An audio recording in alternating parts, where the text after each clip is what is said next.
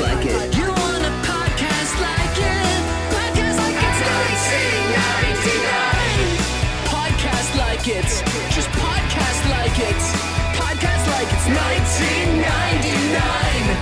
Podcast like it. You want a podcast like it's 1999.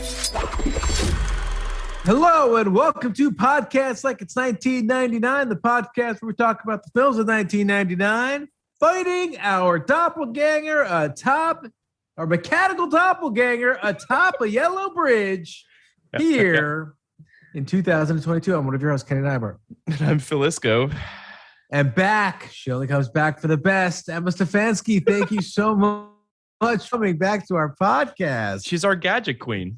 I love Gadget. There's truly a theme now. Gadget Queen is, I feel like that's like the lost Nicki Minaj song. Yeah, I mean, this movie has been a little infamous because I feel like we've tweeted about it. I mean, I've tweeted about it on several occasions prior to the recording of this. So much so that one of our followers today was like, you guys should never do Inspector Gadget. Just keep talking about Inspector Gadget. Yeah, thank you, Emma, for coming back to talk about this more importantly. As soon as I saw this on the list of possibilities, I was like, look, I can't not. I have to do it. Right. I mean, it does feel... She will be mine. Oh, yes. She will be mine. It does feel a little akin to Smart House. Mm-hmm. A little. Yeah. I mean, yeah. Wow. Yeah. Think about it. Yeah, I mean, it's right there for the taking. Phil today, Inspector Gadget is RoboCop, which it is. Same movie. It is. That's exactly my first thought. I was like rereading part of the synopsis before I started the movie. A dumb thing to do, but I was just doing it. I mean, whatever. And it genuinely is like, man gets like beaten to death or whatever by bad guys. The cops turn him into or whatever. Turn him into Robo opposite. Mm-hmm. And then he has to fight a new and improved version of himself. Mm-hmm. Yep. It's amazing that it took 9 writers to make this film. Yeah, when you could have just hired Verhoeven and gotten it done with. Yeah. I mean, so this movie feels like it was a real bottomless pit. Like, I think that in terms of just money, just wasted hand over fist. But like, I understand that I guess it needs to be said too. Kenny and I, we did My Favorite Martian, which was also 99. Very similar in tone. Right? Mm-hmm. And it feels like Disney at this time, their live action films were all very much of a mold, which is too expensive based on IP that only matters to parents.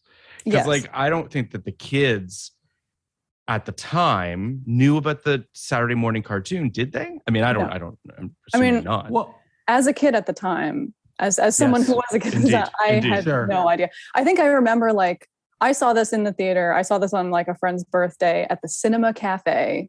Very cool. Nice. And I remember. Was this New York City? No, this was in Virginia Beach, Virginia, where I'm from. Oh, New York also had a Cinema Cafe. Did they really? Yes. I never knew if it was like a chain or if there was like. No, I don't think so, because it always like vaguely. This is going to sound so sad. I found him vaguely depressing because I loved movies and it was a restaurant my mom always thought I would love to go to. She's like, I'm taking you to the Cinema Cafe. A place you love that pays homage to that thing you love. And it's not really a Cinema Cafe. Ours at least was a very, very normal New York restaurant that I think had like 35 millimeter film as decoration. That's the extent of it. So the Cinema Cafe that you're speaking of is a movie theater, Emma? Okay, yes. Okay, so your Cinema Cafe was just a restaurant that was filmed diner. Movie themed. That was themed. like a Planet Hollywood. Not even. No, but it didn't even try. It had a few stars. It had it have had like an old, hand crank like film camera as all plastered. Sure. No. I'm talking about like bar mitzvah level like art, like just on the wall. All right, tell me about yours where you can see actual this movie theater movies. you went to. Okay. Well, this is the swankiest place in Virginia Beach. Let's just get that out of the way. This is fancy. It really isn't. It's in a middle of nowhere like shopping center out on the edge of town that like a few of my friends lived near, so they would all have birthday parties over there. And it was essentially like a movie theater, but then there were like little tables in where the seats would be. So you sort of felt like it was like being in like a jazz lounge from a Batman movie, except it was for films, not for like like that.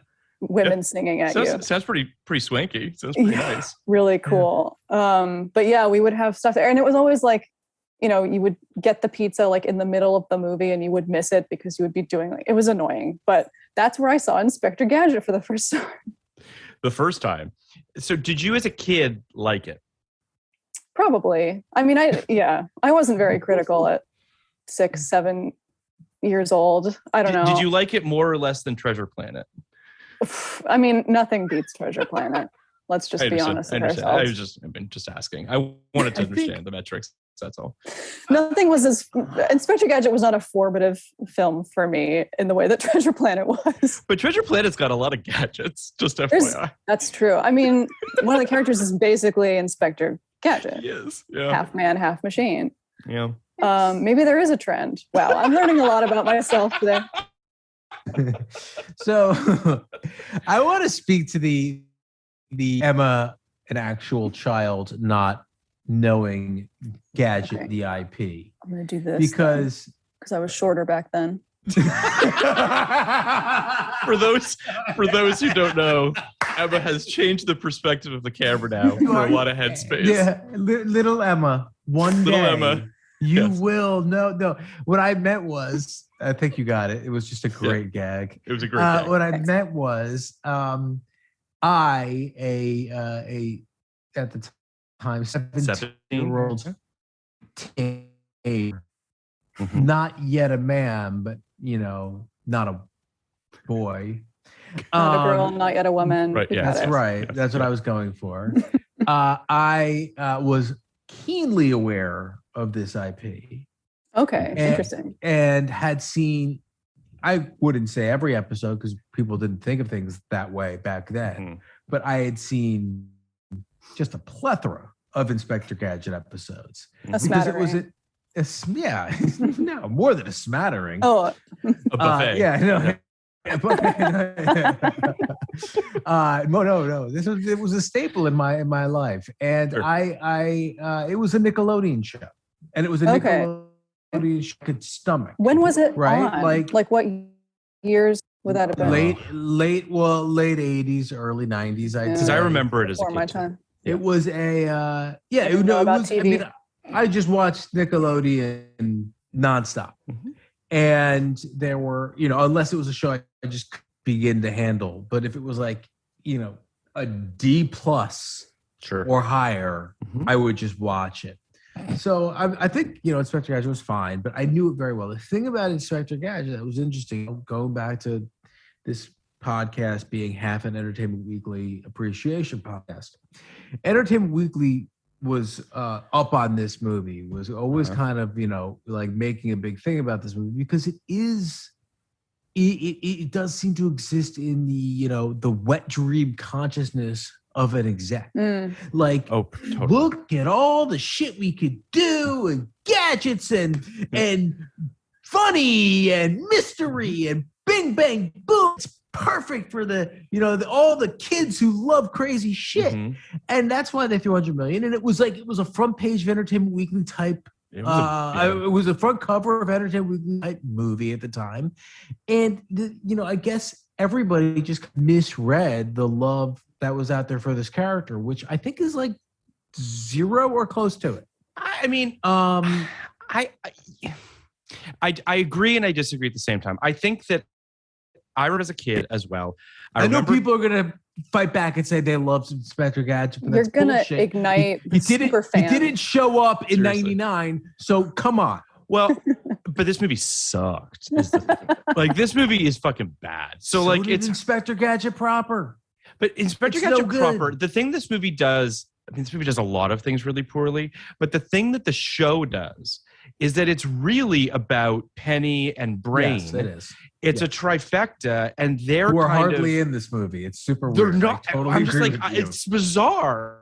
That's the juice. I don't need to see fucking, Matthew Broderick fight another version of Broderick. I don't even need to No, it's see awful. Dr. Claw. Like, For why? only I like need to- minutes he was doing that. That's like a Bullshit. third It of the was- movie. It like I've never seen a live action movie that lived in the uncanny valley the way this one did, but there Oh, was but I so, almost like, wish it went stomach farther down the churning uncanny off- valley. Weird. the weird teeth. teeth. It was so stomach churning and off-putting. It's great. but And by I- that I mean it's insane. But I feel, Phil, like Yes. I certainly think this movie is a horrible disaster. Yeah. But very much in control of itself. Like very much it did exactly what it wanted to do. I just For hate sure. it. Well, it had a lot of money to do it. Yeah, I mean- but I mean totally like it is what it wants to be. It's awful. It's I like really think bordering that on it's- performance art. No, I agree, 100% agree. But I also think that this is a prime example of like, this is not Broderick's thing, man. Like Matthew Broderick is the wrong guy. Like this needs He to was be better as the robot Broderick. But he just like the laundry list of people that were considered to play the role, just for what it's worth, are Jim Carrey, Tom Hanks, Robin Williams, Tim Allen, Chevy Chase, Steve Martin, Kevin Kline. These are all people, Brendan Fraser, right? Like these are all people that make sense because it becomes a star vehicle and their comedic sensibilities can be sort of infused into this stupid gadgetry nonsense, right? Like I see the Robin Williams version of this. Like I see the Jim all of Carrey those version. guys. Everyone you Right? said. Like you see Yes. every one of them. Matthew Broderick's not one of those guys. So like I'm watching this and Matthew Broderick is so odd in this film, even when he's just like normal guy before he gets blown up and turned into Inspector Gadget. John like- Brown. John, He's like an alien. Like he speaks like someone who does, like he's just very inhuman in a way that's just odd. I just don't know what the Sucks. direction was. Emma, do you like this movie? no. I wants to be very clear. No, this is no smart house. Let's put it that way. You've been very quiet throughout our just ranting and raving, and I keep looking at you, and I'm thinking, Yeah, I'm trying to gauge it. Yeah. why isn't she chiming in? We are mean, do you piling just- on here. Do You're you just think ripping Smart House is apart better my than this? Favorite film. I mean, that's a tough one. I think, well, the emotional like through line of Smart House, I think, is Yeah. more effective in that movie than it is in this Totally. movie. I also read, I was looking up this movie on wikipedia.com, that really obscure website that maybe you've heard That's of. good. Yeah. No, No, And I haven't saw heard of that there was a like fully feature length 110-minute cut of this movie it. Yep. that they sliced up to make Yep. it like 70 or whatever it is now. It's really short, which is bizarre. yeah. Well, Absolutely it short. stops making sense too. Like I Yeah. imagine that there's that at a certain point they were like, "Fuck logic, let's just get this in and out of theaters." Yeah. But no, I don't think it's a very good movie. I remember like as a kid, I was like, whatever. It's just the thing that everyone's talking about. It's Inspector Gadget. Parents were like, the show, right? And I'm like, I don't know what you're talking about. And rewatching it, it's strange. It's strange to rewatch and remember it, but also like know, like, oh, this is unfortunate. Like this really isn't going anywhere. It's funny to think that the parents that Emma was, waving aside were like probably 31. Yeah. I don't know what you're talking about, you old idiots. Just wizened crones. Oh, it was a TV show. Did you see the sequel, Emma, by any chance? I did see the sequel. Yeah. I have not The seen sequel- it. I actually watched it too. Really? Not The for sequel this. was on Disney Channel, I think. It was like a direct-to-video thing, It right? was, yeah. Yeah. Yeah. And And it I was what's his remember face? With the What's his inevitable name? French story. French Stewart. Yeah. Gang. Yeah. The only place to go from Matthew Broderick is French story. Did they It's get the other Broderick. That's what they Rupert say. Everett back for the sequel? I don't think so. I think the sequel doesn't have him in it because that was like some big criticism of the movie because you never see Dr. Claw's face in the show. And in the movie, Yeah, it's like all about him. It's such a fucking wrong road to go down. It's all right. It is so funny, by the way, to listen to you guys talk about like beloved IP because the only reference point that I have for Inspector Gadget is this movie. So I think It's like that's so wrong that they did that. I can't believe. that's why I'm like, that's Okay. why that right before you said that, that's why I sighed. I don't know if you can hear the sigh. Because I was like, it occurred to me. I'm like formulating my argument. I'm like, am I about to make an argument for like what the good Inspector Gadget movie looks like? The good Inspector Gadget movie is good. Well, we're not the first people to talk about We're not. the potential of this IP. We're not. because there is a RoboCop-esque core to this story, right? Well, this movie is what if it ruled actually to have your broken body be repurposed as the perfect crime fighting machine. Yep. But the thing about Phil made this point, but that's why this movie's stupid. You just nailed it. Mm-hmm. But the thing that Phil said at the beginning about Brain and Penny, and why the cartoon works and this doesn't, is because the cartoon doesn't center the fucking the human instrument, who is more of an impediment to solving crimes in that show than he is that's the joke. A benefit. That is the joke, that he gets all the credit. Penny and Brain Penny does all the work. Brain is a dog. But Penny does all the work. But Brain is a dog that can talk and has a headset. No, he can't. I think that happened in a later iteration. I don't know. Could he talk at the beginning? I don't think he Brain could was able. Brain was, Brain can communicate. Well, it was the Brain. He was Brain. And I'm gonna have to come back to you on that one. But the first thing that this movie did so wrong and so like misguidedly is do an origin story. Now, I'm not someone who like sits here and says origin trash. In fact, I think origin stories are often very important for starting out these things in their cinematic journey. But this character's origin story necessarily is too serious for this character. It is like the journey from normal man to robot man is only a bad one. So just fucking gloss over it.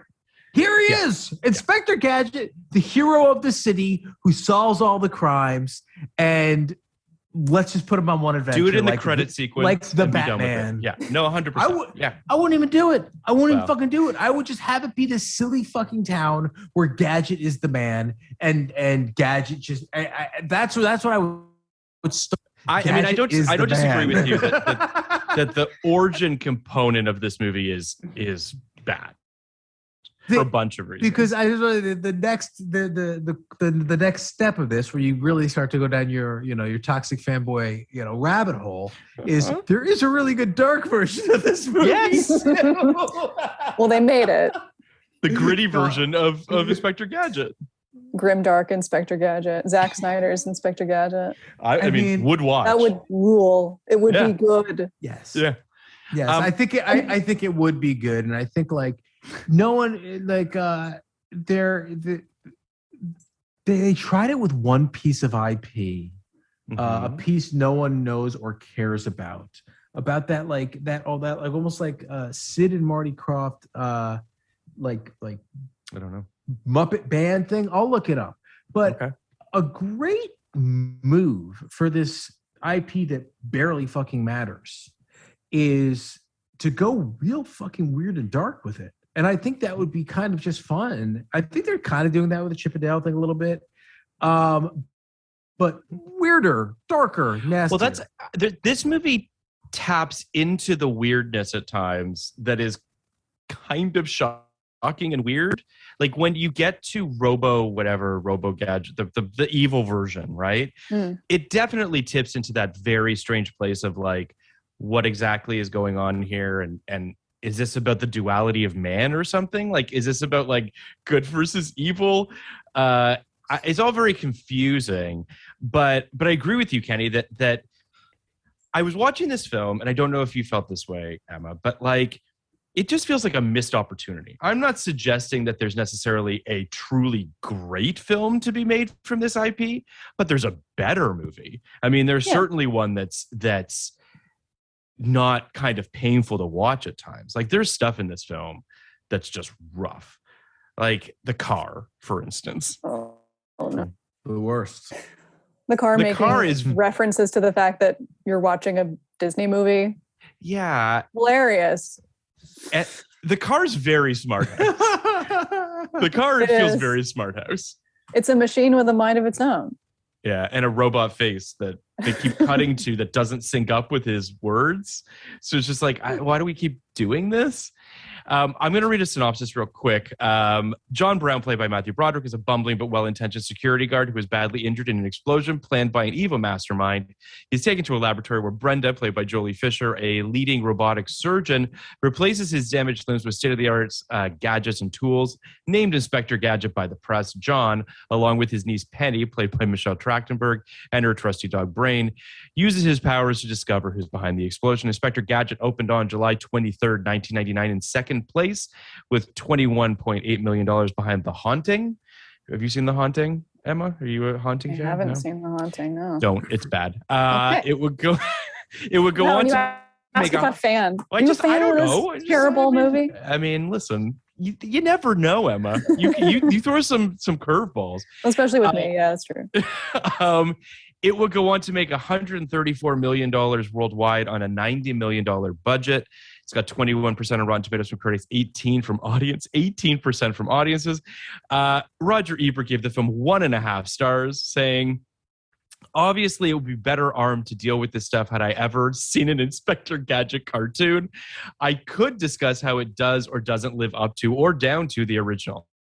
It is stuck with me as a standalone underworld. Perhaps younger kids will like it more. I don't care about the action because it made no difference to me who won or lost. The plot was as an arbitrary concoction. Damn. I mean, fair. I will say this, though. I actually think the special effects in this movie are pretty solid. I know that might they're fine. They're fine. I think they're actually kind of good. It's very Spy Kids, like proto Spy Kids, right? With more vein. money. But yeah. I just thought they did, considering the fact that I imagine the reason this film didn't get made sooner is because turning him into all those gadgets is fucking expensive. And they do it pretty seamlessly in this film, all things considered. It's kind of a stupid movie. They don't even use the gadgets well. They don't even. There's no fun. The thing that kind of Uncanny Valley sits with me wrong is there is vision and there is some experimentation. Yes. There's some attempt to be subversive or even transgressive. It's just all in the wrong direction. It's all poking out in the wrong directions. This could be it's such a gonzo fucking character and a gonzo thing to spend $120 million on that you could have just, instead of being having this fucking essential meta car, you could have just had so much Roger Rabbit-esque fun with it if you really wanted to. I want to go back. Spielberg almost did this. Yeah, not direct, but he almost produced it. It seems like fun. The movie I was referencing is called the Banana Splits movie, which was a Sid and Marty Croft's their first TV show. But it's it's a Hanna-Barbera Sid and Marty Croft show about an animatronic band, and the 2019 movie where they got the IP is about that band turning into serial killers and being a horror movie. And I think that shit is fun.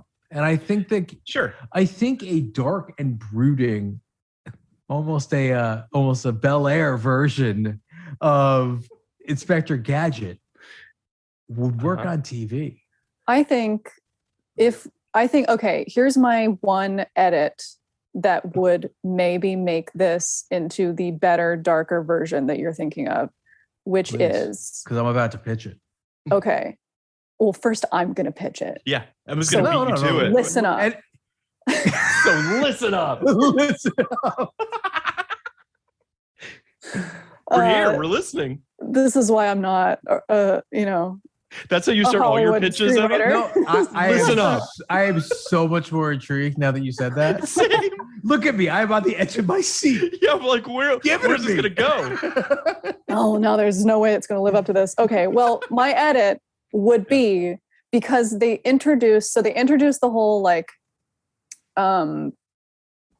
it's about your heart, like it's about your emotions, about your humanity early on in the movie. And they also introduced that chip that becomes the sort of the thing that what I would do is I have the baddies, the baddos, steal the chip and reprogram him to be bad. And he has to use his humanity and his love for his family and the woman he has a crush on, I guess, whatever, to overcome it. So similar to the way that he does in this movie, except he's not fighting against something; it's him fighting against himself.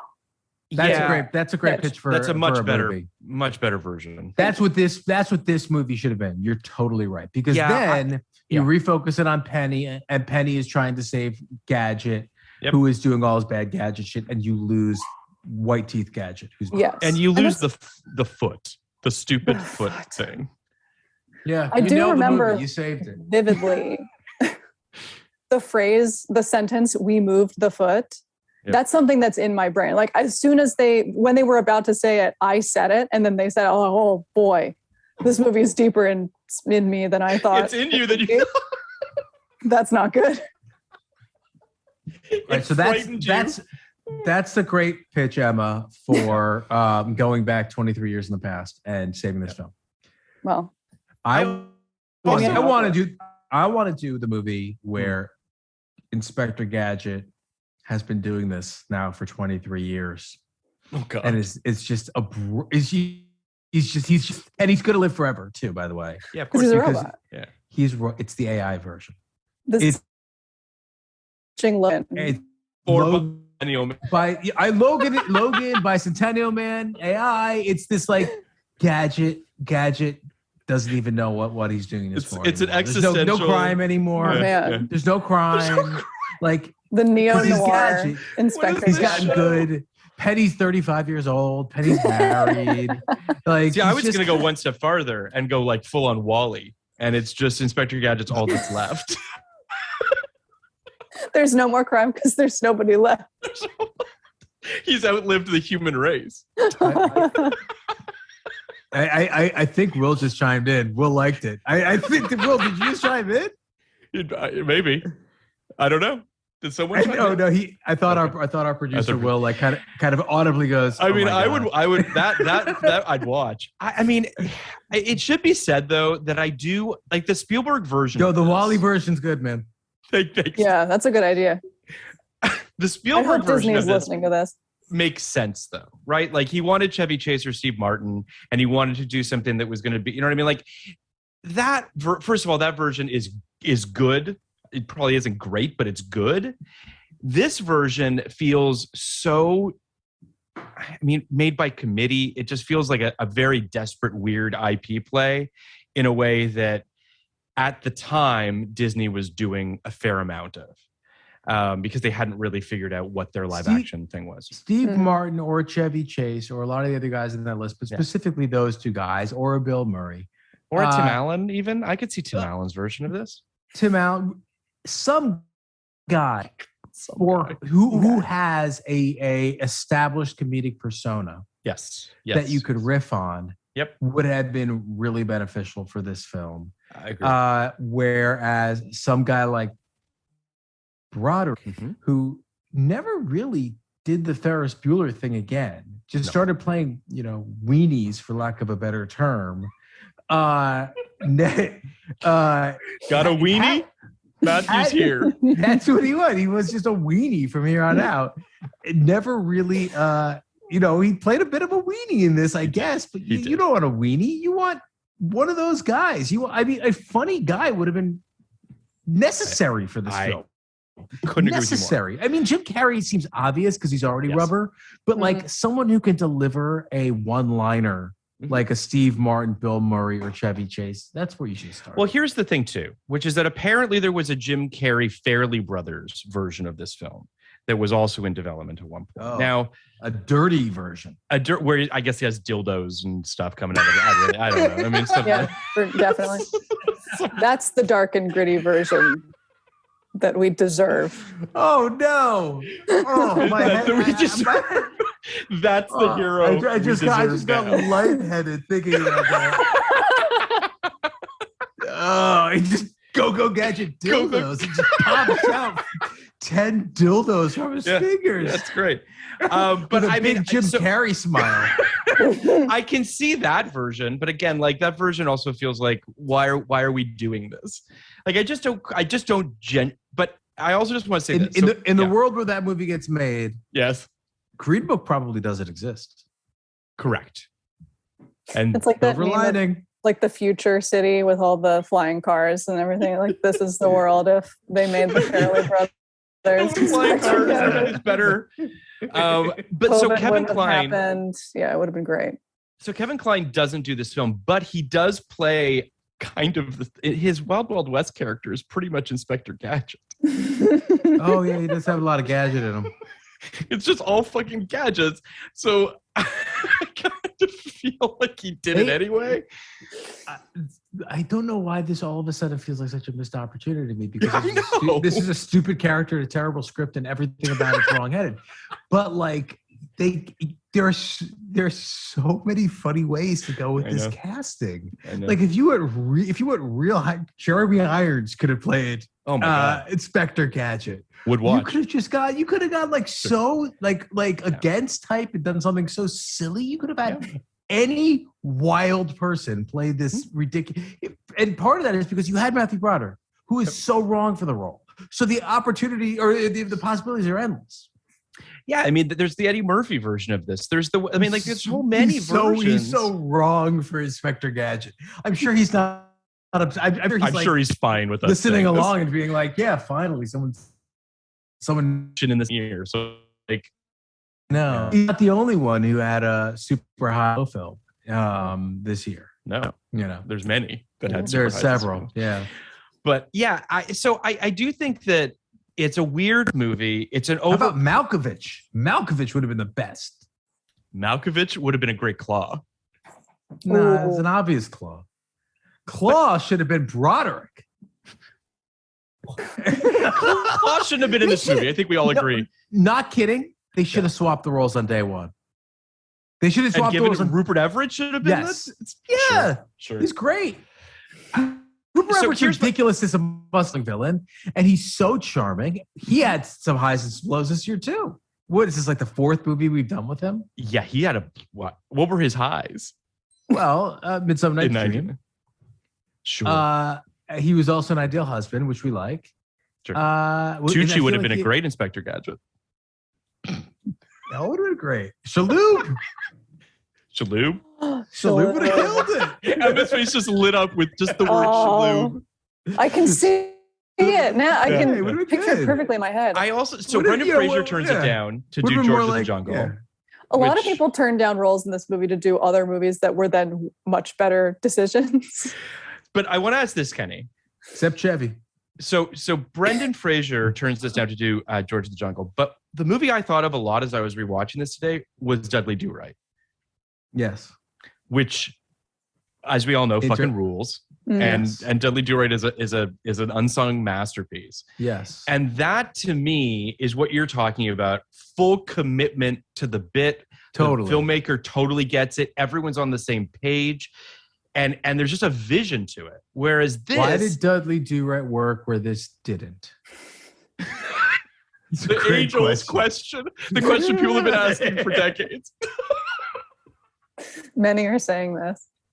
Well, it's not that different if you think about it, because part of Dudley Do-Right's shtick is that he's kind of a dope also. And based on an animated cartoon. Based on an animated cartoon character, Yeah, Dudley...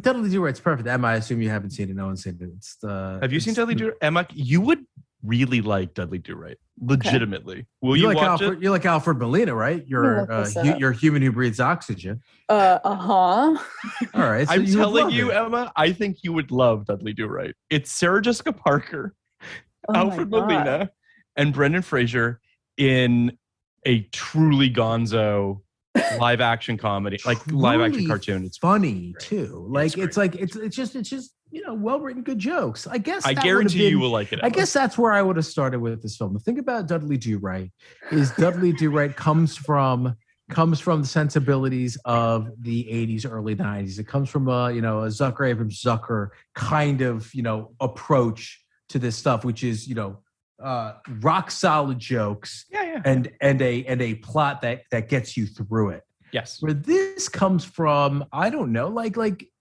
fucking Disney theme park ideas, which is let's get the whiz bang out there. Let's do this. Let's get the flash and let's get the explosions or the special effects, and we'll figure out the rest later. I think Wild Wild West suffers from the exact same thing. 100%. Yeah. I think both of these movies just like forgot to write the jokes. But only one of them has No More Mr. Knife Guy. I'm sorry. Wild Wild West wrote one good joke. It's still one of the best lines of 1999. No More Mr. Knife Guy is flawless. But and that's why Wild Wild West is better than Inspector Gadget, but just barely. They're very similar movies. They're both totally confident. Well, is a racist. Slightly. They're both totally. Slightly. There's no racism in this movie. Yeah, because there's no people of color in this movie. That's Well, that's not true. I can't- There's one person of color, and it's an Asian man running away from the Godzilla reference. Oh yeah, yeah, sure. I left. Yes. I left Tokyo for this. And the That's right. subtitle is speaking Japanese. Who's the voice Yes. of the car? Oh, that's it like- it's not Eddie Griffin. It's the guy it's your buddy from Studio 60. Oh, is it Hughley? Yeah, I think. Yeah. I'm gonna look it up now. I think it's D.L. Hughley. It. Your boy from Studio 60, he says, like, yeah. No, I mean, he is. It was D.L. Hughley. So there you go. It's so I also just want to. I'm going to read the names of the writers that were in this script, because some of them are legitimately amazing writers. Dana Olson, Jeff Barry, Carrie Aaron, Zach Penn, Edward Neumeier, John Hamburg, Audrey Wells, and Michael McCullers. These are not lightweights. Wait, where did you get that list? Was that on? It's on IMDb. Well, it's in the fucking other. I think it might have been. Maybe it was Wikipedia. I don't know. I found it online. You pulled it out. Okay, I get it. Yeah, a think lot of Wiki these are has the list. uncredited. The only credited writers are Dana Olson, Jeff Barry, Carrie Aaron, and Zach Penn. Gary Ross also apparently did a pass. Like this is just these are my point. The reason I these names, and this is the shooting script with revisions dated back to 1998. Credits the following writers and writers. So my assumption is that most of these people just did passes, right? Where they just tried to punch it up or tried to do whatever, or were tried to focus on a specific character, or whatever the case might be. But like Audrey Wells wrote Guinevere and directed Guinevere. I know. Like Audrey, These you've are got really Michael, good writers. Gary Ross, obviously, Pleasantville and what have you. Carrie Aaron wrote on Friday Night Lights and is an incredible writer. John Hamburg, Yeah, she's I Love You Man. She created the morning show. Yeah, and John Hamburg is he? I John Love Hamburg's You Man? a big guy. John Hamburg, he is. It's just like, how did we get here? I Love How You did- Man. He is Along Came Polly, Meet the Fockers, Meet the Parents. Right. I mean, Zoolander. Like, yes, John Hamburg is massive. And Well, yet that's- here we are with this fucking turd. I mean, you know the answer. I can tell you the answer. Tell me the answer. They just did it for the paycheck and didn't care. Like, to be a I know. dick, but Yeah. like, there's, they're like, it's like when we all took the Quibi money. It's like, it's like, oh, there's this company that's just giving out money. I like, love yes. here Emma, I are wish you could have been around Kenny during the Quibi fiasco because he went through a whole emotional journey along with Quibi that I loved. Oh my God. I was obsessed with really it. angry at one point Why that it did was I get going angry? south. Because you were just like, how did we fuck this up? How did we fuck up Quibi? Oh no, How could I this didn't possibly feel like have that. been a bad idea? I could certainly talk about Quibi for a while, and I will. That was not my It's point of Inspector view at all, Gadget, the Phil. Quibi of Disney live action. Yes. Well, I'll get there in a it's second. so damn short too. Like That was not. Yes, it is a quick bite. if ever that a is movie not- was a quick bite. That was not my point of view on Quibi. I'll tell you my point of view on Quibi. And I said this at the time. Yeah. I had a project at Quibi. So I was in the Quibi offices. Which one? Did I? Which The project or which my project? We didn't get it made, office? but it was Okay. it's dead now and whatever. It was called Junior High. And Sounds it good. was It was good. It was a good idea. I'll run it down real fast. If you Quibi's dead, no one's coming after me. So bring it on. The Quibi police? All right, so here. This is what I knew about Quibi at the time. Yeah. Their offices were spectacular. So they put it was the nicest fucking office I'd ever been. They had bought a fucking office park essentially. So I was like, okay, they have a lot of money here. This makes a lot of sense to me, honestly. Yep. Just wait. Secondly, I knew this about our project. Our project had a guy, I don't even want to say it because I don't want to like even just put it out there or anything, but like it had a famous person attached who's currently starting in a real TV show. Matthew So Broderick. a guy that who'd you think it was? Matthew Broderick, yes. He was playing it was called Weenies. So it was the kind of project that Quibi was drawn to. You had to bring in like a celebrity person. But here's the thing about our project. Our project was developed for another place. We sold it to that place. They passed on the project. We shopped it to every single place in town, including places like Complex, which do like Hobbs, right? We're like, we'll do it for nothing. And no one wanted it. And then Quibi comes along and doesn't even fucking read it and buys it off a log line. Oh my God. And is like, all right, wow, we have a second chance at this. So immediately a few things were crystal clear to me. One was Quibi is putting a lot of money out there. Sure. And Quibi is willing to take everybody else's leftovers. Right? So they were And then taking someone bought all their leftovers. Well, kind of. They bought the projects that actually like got made. Yeah. But so Quibi basically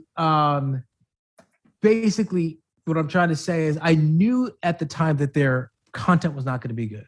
Now, the other thing is I knew that their platform wasn't going to be good because they showed us their platform. This is what they do when you go to Quibi.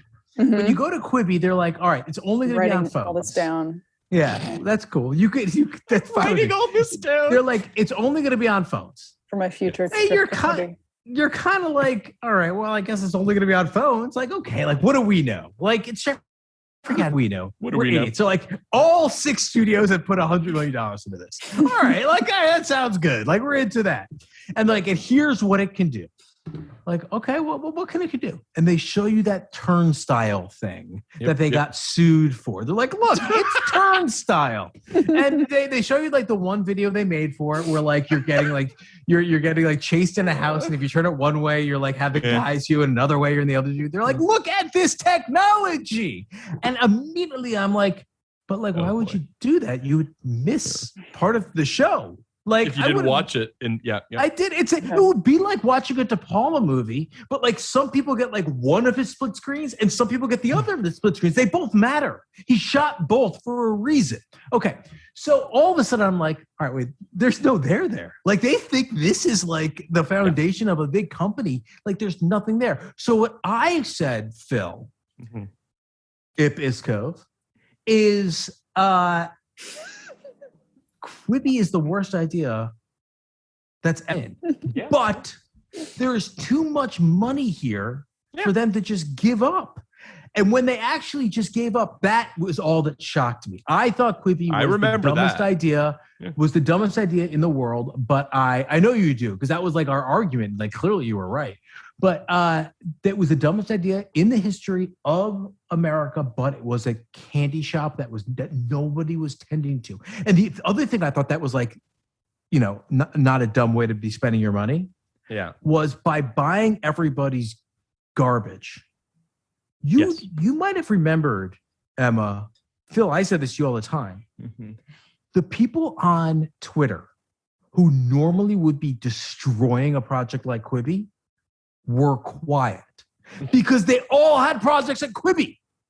All of the funny guys on Twitter had sold them the pilot they wrote in 2019, and they were like, we can cut this into 6 parts. And then they just didn't make fun of Quibi. And then now everyone makes fun of Quibi. I certainly didn't make fun of Quibi. Now everyone makes fun of Quibi because it was a horrible idea. It was a mass disaster. But all I wanted to say is Inspector Gadget was the same thing as Quibi. I agree with you. We are just throwing money at you people for Inspector Gadget, and they're like, I guess if you are going to back up the Brinks truck for me to do a fucking punch up of this, I'll do a punch up. But it's Inspector Gadget. No, sure. Like, what do you expect anyway? I guess I just yes to everything you're saying. I don't think that this movie this movie was made with good intentions. I don't think this movie was made with much creativity. It was clearly just a kind of soulless endeavor. And I do think that, have you seen My Favorite Martian, Emma? Have you ever seen this film? Yes, I have. Right. Wow. That I've so seen. You're the one. I'm the one. That movie is also bad, but it's better than this movie, wouldn't you say, Kenny? I think it necessarily is better than this movie. But the reason I bring it up is that it's just, we talk a lot, and by we, I mean people in the industry, people on film Twitter, whatever, right? About this IP-driven industry that we live in now, which is a completely fair thing to throw. But these 2 movies are when you don't apply any thought, really, right? Like, yes, we live in a sweaty industry. We'll take some IP and pretzels, get where they want to go, and you're sort of like, but that really doesn't have anything to do with the original IP, sort of like my Inspector Gadget Wally idea, where you're just sort of like, but what is this? That's a good dude. You I swear to God, I'm gonna pitch it. If you don't pitch it, I'm gonna pitch it. My point more than anything is, this to me felt so much worse than the IP shit we're dealing with now, because it was hard to even really connect with anything that's going on the screen here. You saw this film, Emma, when you were what, 7, or you said? Yeah. Something like that? 7, probably. As a kid around then, I mean, I know you can't probably remember that well about the experience, but like, did you find yourself just like, did the effects work? Did the whiz bang stuff work? Like, did any of the stuff that they were clearly catering to young kids work for you? I don't think I was okay, I will say. Yeah. The one thing in this movie that I was into, which I was into sort of across the board whenever this popped up, was Dr. Claw. I thought he looked cool. I thought he was really scary. I liked the sort of metal hand thing. That's cool. Whenever he's on screen, I'm dialed into this movie. Whenever he's not, I just... So whatever. Were you just into Rupert Everett, just out of curiosity? Is he an actor that you like? Yeah, okay. We can just say that. Fair enough. I mean, there's something also... He's just, very good at his job. You know what I'm saying? Yes. Yeah. Yes. Blushing. He's also he's a very attractive man. Yeah. There's something very charming about him. I don't think it's a surprise, various roles that he's done. Kenny and I have talked about this because he did pop up a bunch over 99, that he's a guy that Hollywood didn't really know what to do with because of his openly gayness. I think they just sort of were like, what are we supposed to do with this? They certainly can't play straight. Yeah, God forbid. So I bring all this up because, and then there's the weird, did you clock the magazine cover of him overweight? No. Did you guys clock that? Did you clock that, Kenny? No, he mentioned in dialogue. So like, Yeah. he yeah. used to be overweight, and there's a shot of him on like Time magazine in like a fat suit or whatever. And like, why? What is this? I'm not really sure who that joke is for. Who's that joke for? It's a bad movie. You know, there is this, but like the thing is, it's like several steps away from being like something that's actually like funny or successful. But like it's definitely not for lack of trying. You know, like the one moment I clocked was like when Matthew Broderick is in the full body cast. Yes. And first thing first, like Dabney Coleman makes an English patient joke, which is hilarious. Now I get that joke. Didn't get that joke when I was 7. I mean, like a lot of jokes in this movie.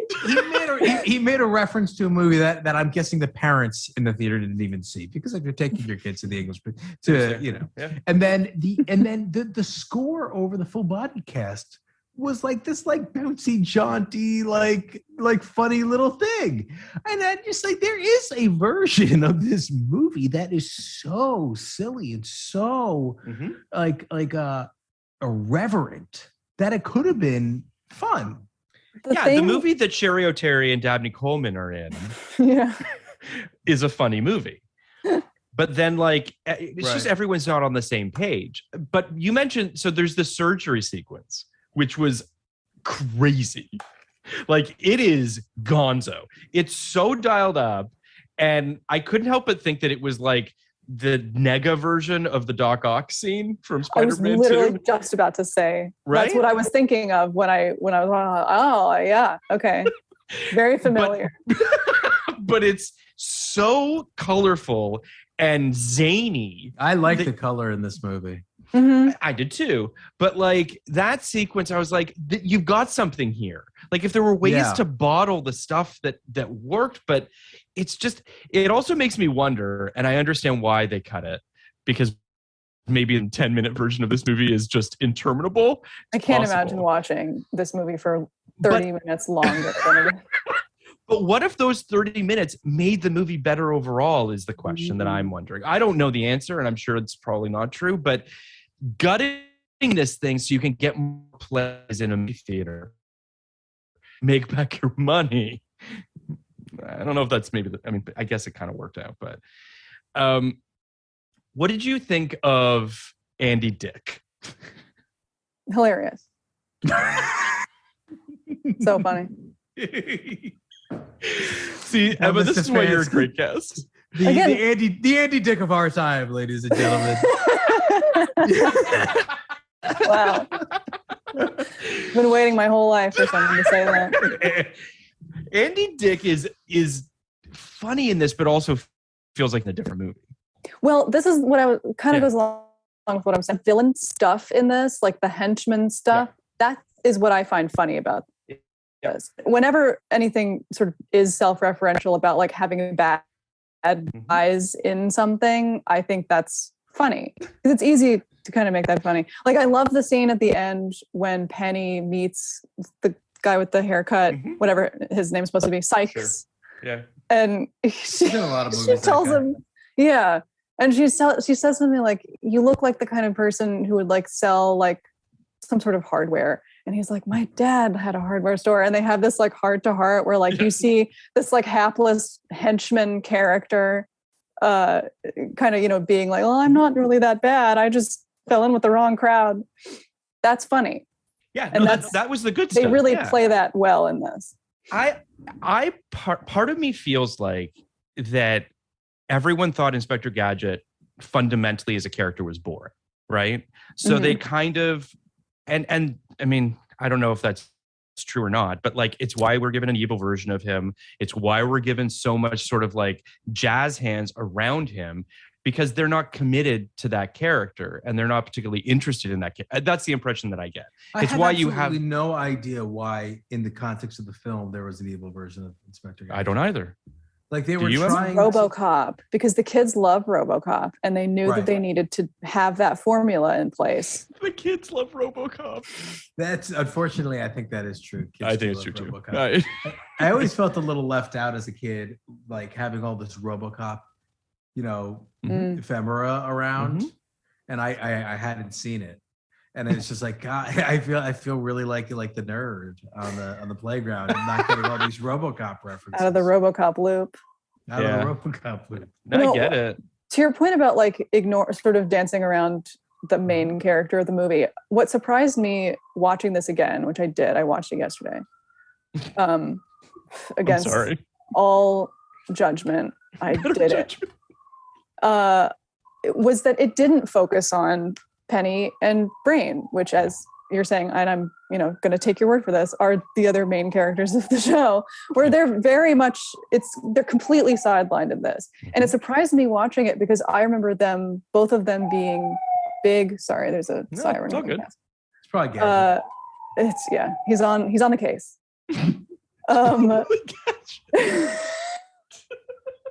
He's coming. But I remember both of them being big in the advertising materials. Yes, like all the marketing materials had lots of Penny and Brain because, she's the kid character that the kids can identify with. But then they're barely in the movie. I mean, what kind of decision is that? It's a bad decision. And I also think that whether or not Kenny remembers Brain having the ability to communicate, he did. Don't. But they should have Scooby-Dooed him. Like, Brain needed to be CG, and I they needed. was just thinking the same thing, Phil. You know what I mean? Like, they really should have just gone for it, and instead they just relegate him to, like, I don't know, shitty dog jokes where he like licks his face or whatever. Like, it's a bummer because they made a worse movie when they could have just ran with what was in the cartoon. Like, you had the framework, it worked. Like, either stick with what was in the show or do WALL-E, one or the other, because as far as I'm concerned, this middle space that this movie exists in is just not particularly interesting.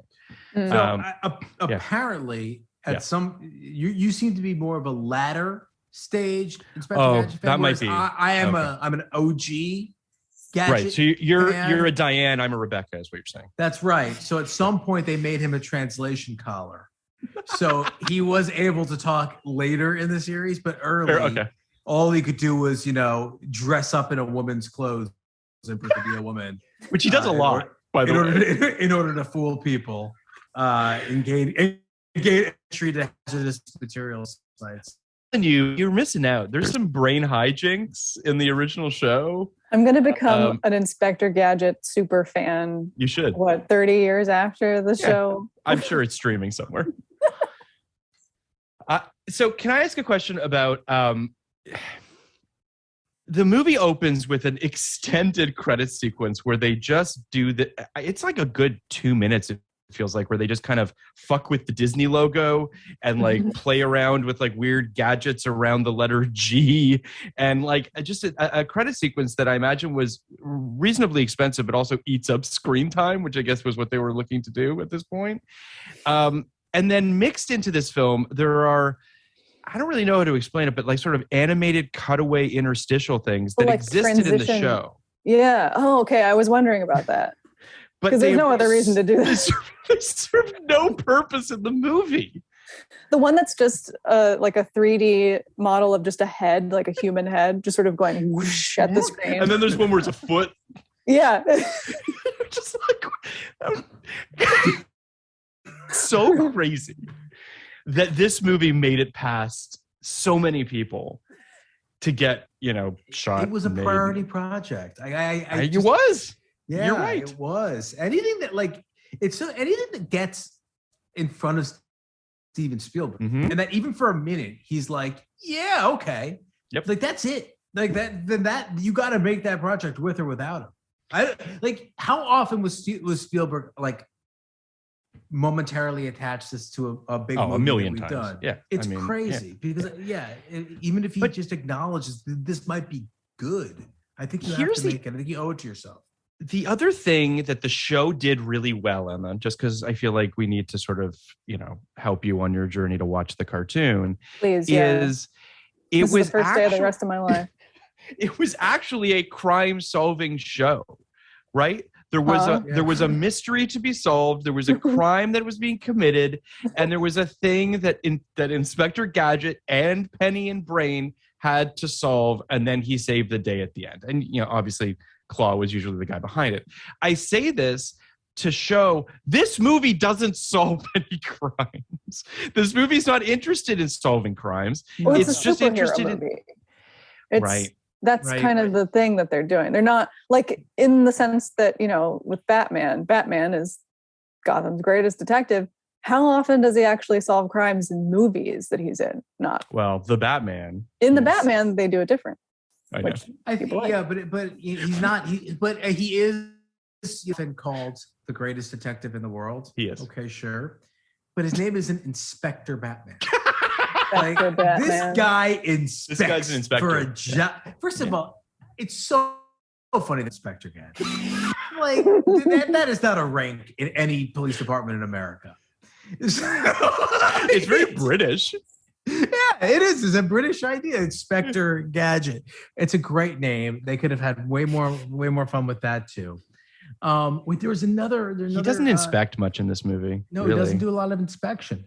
Well, it's mostly just him sort of finding clues and then the car verbally abusing him until something happens. Maybe it should have been called Inspector Gadget. There you go. Now you got something. Yep. That's The the next one's title going to be of called Dark The and Inspector Gritty. Gadget. I was going to say that's Emma's version, Inspector Gadget.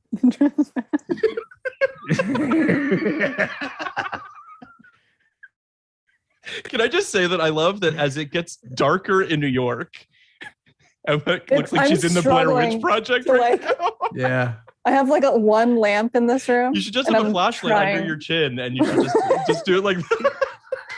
This is. I I'm said turning earlier It's in a the Dr. Claw. just want to. It's just going to be a hand suit. I said early in the podcast that Inspector Gadget, the IP, isn't very good. Yes. I'm going to rescind that. What this entire podcast has taught me is Inspector Gadget wasn't broke. There was no need to fix it. Because now I'm looking back at some. You remember this message will self-destruct in 5 seconds? Yes. I know that's a Mission Impossible. But thing. whatever. But Every episode they did it. But the shtick was in Gadget. He always, I think it was Chief. It's like Chief. Fuck! It's Chief Quimby. It is. It's Chief Quimby. Yeah. So Chief Quimby always handed him the message. And he threw it over his shoulder, and it went into whatever receptacle Chief Quimby was hiding in, and it blew him up cartoon style, and blew off his mustache. And the next scene, he was fine again. Like that's some fun shit we could have enjoyed a little bit more, and it also, it lent it to this idea that Gadget is a fucking idiot. He's absent-minded. He can't get anything done. It's all a ruse. They missed the most fun part of the show. Mm-hmm. Kenny's. I need 1 right second. back. I just need to call someone who called me. Okay. We'll keep talking. Yeah. Here's my question, and it's sort of back to what I was asking you earlier, Emma, about the kind of the special effects-ness of this film and whether or not that stuff worked for you as a kid. Because watching it today, as I said earlier, I was impressed with the special effects in this film. I thought that all things considered, his legs getting big and the helicopter coming out of his hat, like all that kind of stuff worked pretty well. But I'm assuming it didn't work for you as a kid? I think it worked fine. Honestly, like as I said, I really wasn't that critical of this stuff. Like if I'm in the cinema cafe and I'm watching a movie, that's great. Had you seen many films at the cinema cafe, or was this just one of them? I think I probably saw like 3. I'm really hyping this place up as a location that I would be found at. But it really is. I know. It's when I get sent back to 1999. I find myself in Virginia Beach, and I go to the cinema cafe looking for you. I won't find you until Gadget. But it'll be a little weird if I'm looking for a 6-year-old girl to help me out in my time travel journeys. Well, that's very Gadget of me, though. At that point, I will have gone back in time as my age now to fix the movie. So, that's interesting. If you found me, you'll find me as me, also sitting in that cinema cafe. Really, so we'll meet there, and we'll meet there and just revel in all the wonderful changes. You're like, wow, it's so good. The term "you will find me as me" is incredible. That's a good look. That's a good line for something. It is for something. Gotta be like a time traveler's wife situation. Yeah. Did we do that movie this year? We did the astronauts. That's 2009. Yeah.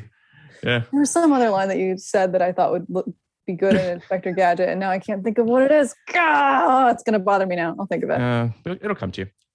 So to your point, Kenny, that you made about how they just didn't need to fuck with it as much as they did, I agree with. And I would actually go one step further and say that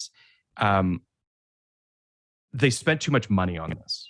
Like, I actually think that had this been more tactile and had it been less CG oriented, like one of the things that Dudley Do-Right does so well is it's very lo-fi. Yes. And I understand that this man is an inspector and he has gadgets, but like there's a way to do it where it doesn't feel so gadget heavy. But I guess maybe they felt like they had no choice. I'm not really sure what the best way to combat that is. But I mean, listen, they made their money back. I honestly didn't know this movie made $134 million. Like that's not fucking nothing. Yeah, that's a lot of cinema cafes. That's horrifying. But they really pushed. I mean, I don't know if this is true, but in my head, I saw ads for this movie absolutely everywhere. Oh, for Obviously, sure. because it's being marketed to me as a 7-year-old. But I mean, it was stuff like I remember lines in this movie because they're from the trailers that I've seen a bajillion times. Like which ones? Now that I say that, I can't think of any. Were you even telling the truth? Well, when Claw says just Claw one word like Madonna, that's just hammered into my brain. Because and then he also works with Madonna. A year later? Yeah. In the next best thing. They become like best friends in real life. Yeah. I want to just Gadget. I'm going to read you the top 10 films of this weekend, box office wise, because we do this periodically, Kenny, where I feel like we really get a sense of how much range we used to have in movies. Sure. Yeah. The Haunting, Inspector Gadget, Eyes Wide Shut, American Pie, Big Daddy, Lake Placid, Wild Wild West, Drop Dead Gorgeous, The Wood, and Tarzan. Oh my God. Like, that's the spectrum of what you used to. What a weekend. What a weekend indeed. What a weekend at the Cinema Cafe.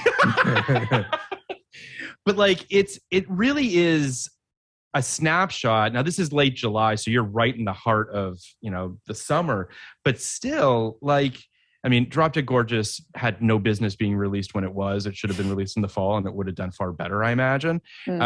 Same with Lake Placid, quite honestly. Like, that's an October movie, even though it did relatively well.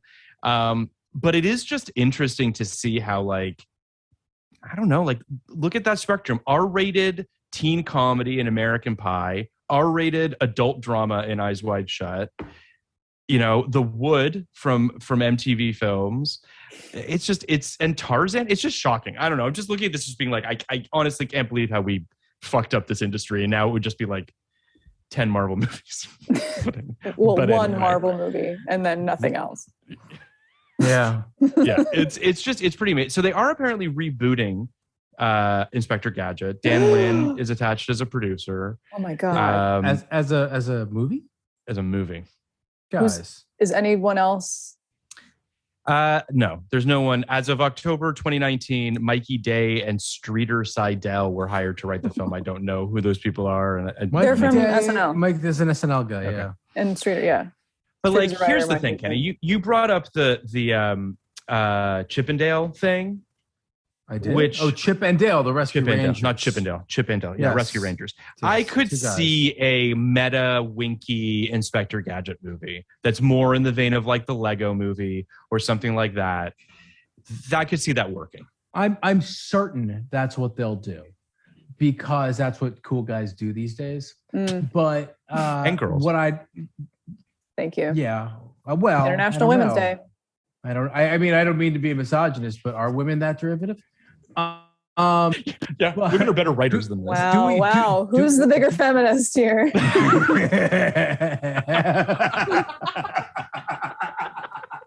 Me, I'm the answer. It's me. The great feminist. But I think the bolder move, Yes. and I'm not just saying this, is something Wally. real fucking dark like Wally. I think like it's a shame to me that like Bel Air immediately became part of the machine. Like, you know what I mean? Like the Bel Air trailer, the viral trailer was kind of brilliant, right? And Well, yeah, I mean, like, 2 seasons of a television show. but We're talking this about the is- one that's on right now. Yeah, on Peacock. Yes. Okay. So the viral trailer. I'm aware that based, you know, this is a remake. based on, it's from a Yeah, it's a show. It was reimagining. from a 90s television show. You've seen the it was Will about Smith a television kid- show, right, Emma? Who's Will Smith? The Fresh Prince of Bel Air himself. Yes. Yeah. So this is Bel Air. All I'm getting at is like Bel Air, the viral video, was a kind of subversive idea. It was this idea that was like, you know, you pull back the layer for a second on this beloved piece of IP, and actually you're telling the story of like class struggle in the Black community, and not, you know, no knocks against this beloved piece of, you know, work, this beloved, you know, series, but like there is something more happening here. And the fact that it got immediately swallowed and integrated and put, you know, we were just at City Walk, you go to City Walk, right, Phil? They had a big fucking throne there that you sit on, and you sit on your throne as the Prince of Bel Air and take a picture of yourself. It's now like that idea of doing like the total flip is now an idea in Hollywood's tool bags. Yeah. Which isn't a bad thing depresses me. necessarily. It's only a bad thing to tell like how quickly. I know it's a weird thing to call the fucking Bel Air video a counterculture idea, but it is. Sure. So how quickly like a countercultural idea becomes integrated into, you know, mainstream culture, spit out and just ignored. That being said,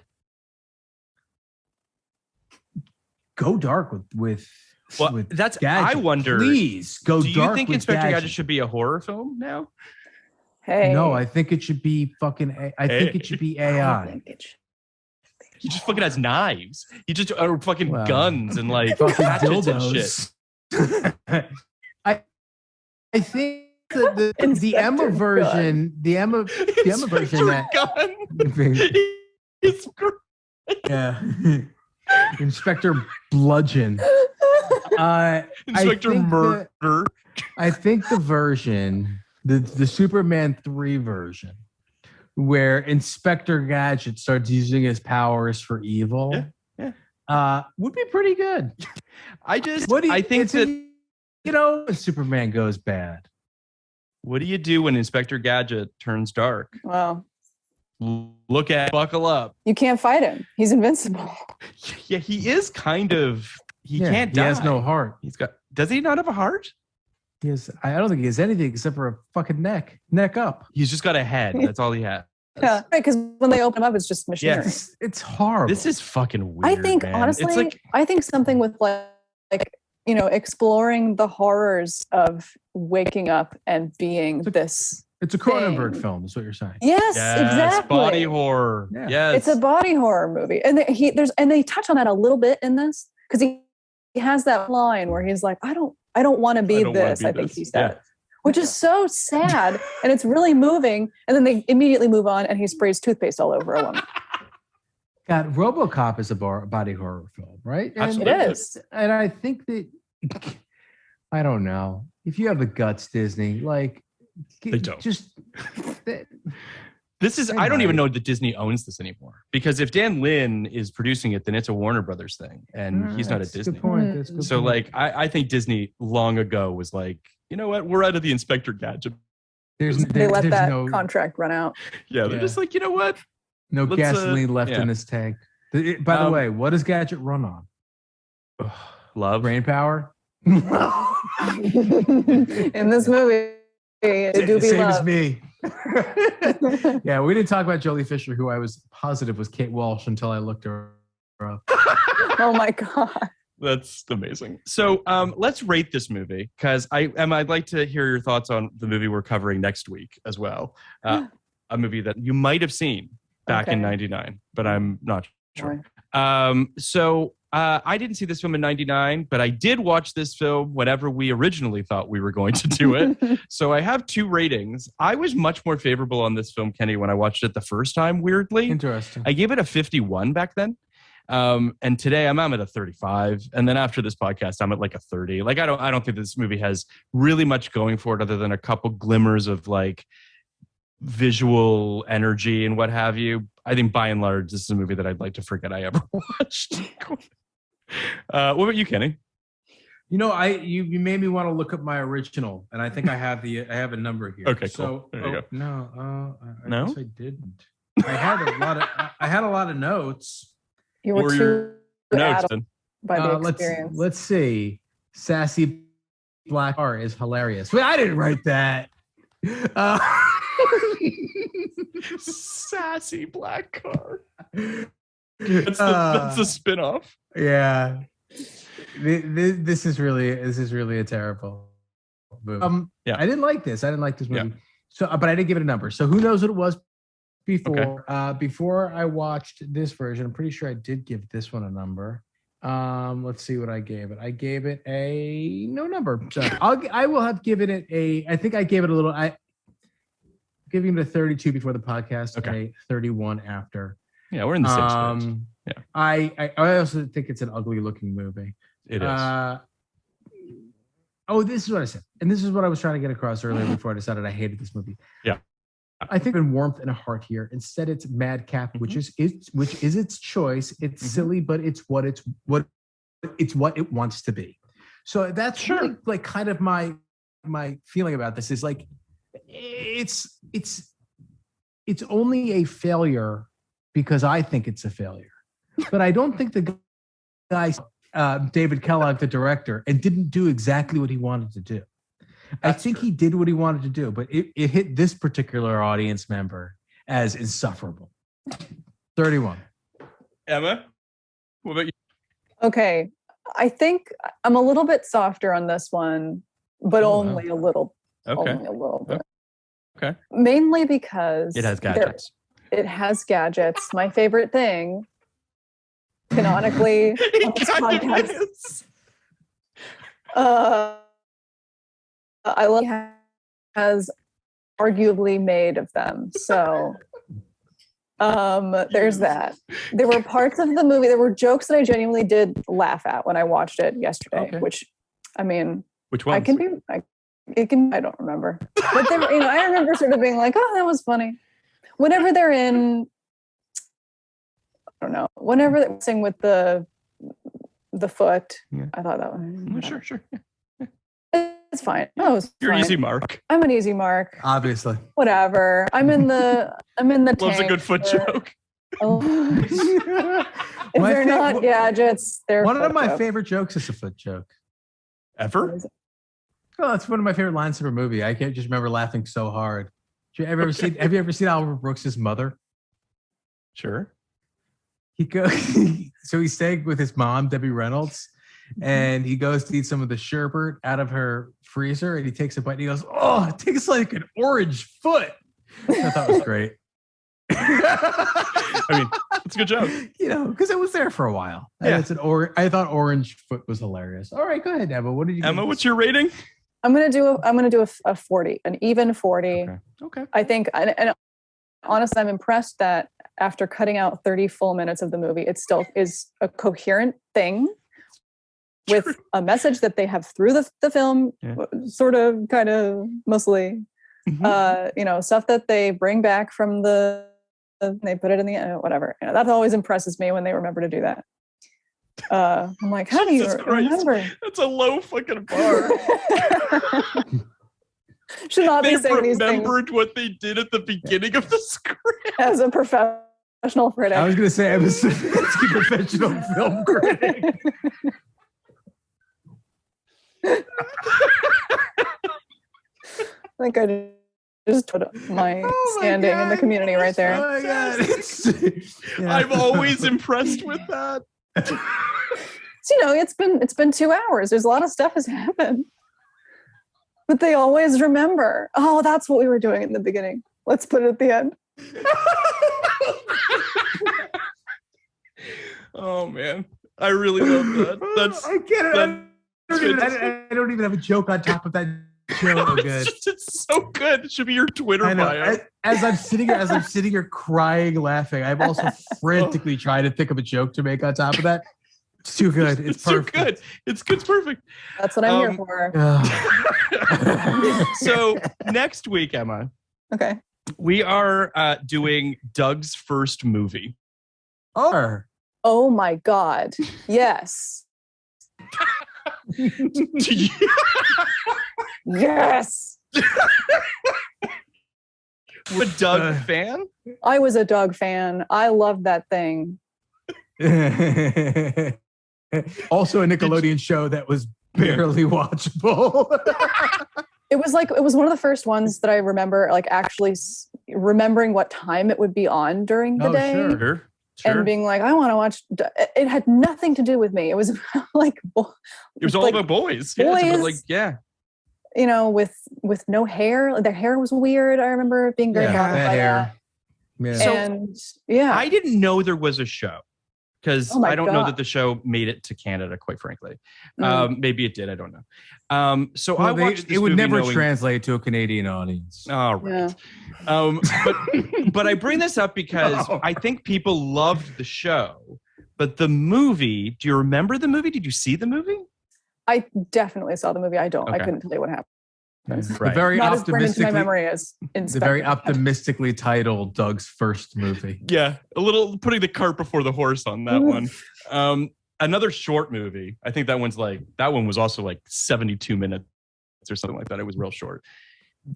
Doug's first movie. Go ahead. Oh, okay. I was just gonna make how it's interesting how now children's movies are insanely long because they want to keep children occupied for as long as possible. Whereas they used to be very short because, kids' attention spans are not very long. I know. I took my kids to see Show It was great. To see what? The 9.5 hour Holocaust epic. I thought that's what you said, but I wasn't sure. I just wanted to be sure. It was Doug's first movie, Showa, a double feature. Yeah, it's a double feature. Yeah. The Doug Chaser. Yeah.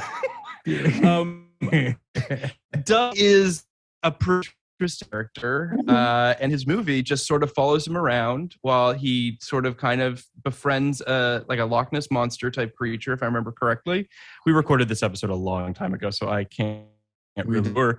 But I feel a little bad about it too because we recorded it with Teddy Bressman to time his show dropping on Sci-Fi, which was like a year ago, but he also wrote on Pam and Tommy, so you can go watch that. There you go. So then it worked out. Yes. I didn't. Yeah, I feel bad now that we didn't do that. Okay. But it's a fun episode. It's a weird movie. Both this movie and that movie are on Disney Plus if people want to check them out. And they only for about an hour of your time because with credits, they're barely movies. By the way, did you watch to the end of the credits in Gadget? Because I watched. Was there a post-credits thing? There's no post-credit scene. There's like little bits in with the beginning of the credits. There's like little scenes. But at the end, the car like congratulates you for sitting through the credits. Oh my God. He's like, thanks for staying to read all the names of the people who were involved in the movie. It was something like that. Very weird. I've never ever seen that. It was horrible. I kind of want to watch Inspector Gadget 2 though, because the reviews are quite positive and people say that it's actually closer to the original concept of the show. But all I remember was it's a different guy and the villain is a woman, a lady robot. It's the woman from I believe it's the woman from the Parent. Yes. It's yes. Oh, It's- she's Elaine good. Hendricks. Mhm. You know, her name in the movie is G2, which makes me wonder if this is a Terminator 2 ripoff. Not ripoff, homage. Excuse me. Homage. Sure. Homage. Yeah. That's what you do after you do your RoboCop homage. Yes. Your You P2 do your homage. Terminator So, homage. yes. Yeah. And then you They go to didn't get- AI. I think this is perfect. Or Wally, whichever you guys want. I think you do AI then Wally. Yeah, no, I it's think like perfect. it's just, you know. Emma, thank you so much for coming on and talking with us about This this. it's always fun, and this was the most fun I've had so far. So thank you. It's We such a can't wait to pleasure. have you back. Will you come on the Patreon for our 2009 movie? Absolutely. Oh, I love 2009. What a year. Can't tell if you're being facetious or not, but She okay. hardly 2009. remembers she was 12 years old. Yeah, how old were you in 2009? I was 15, I think. No, I was pretty much right. You were pretty close. Yeah, I was 2009, I remember being the year that I started paying attention to movies as like, Sure. stuff, I started actually watching like the Oscars and stuff like that and being like, Great. oh, I should have an opinion about this. It's a really interesting year. We've just started recording some of those, and they've been a lot of fun. So I will shoot you the list. But thank you so much for coming on. We really Of appreciate. course, no, anytime. I love this pod, and 1999 is such a strange year. It really is, movie. and especially when you're in the last year of recording them, and you get to really strange movies. But thank you so every much. once in a while you get a classic like Inspector Gadget. Yeah, you get Oh, an yeah. Inspector Gadget. You get what Your Doug's first movie. you got Doug's first. Yeah, it's great. Thank you so much, Emma. Thank you. 99 podcast like it. You want a podcast like it? 1999.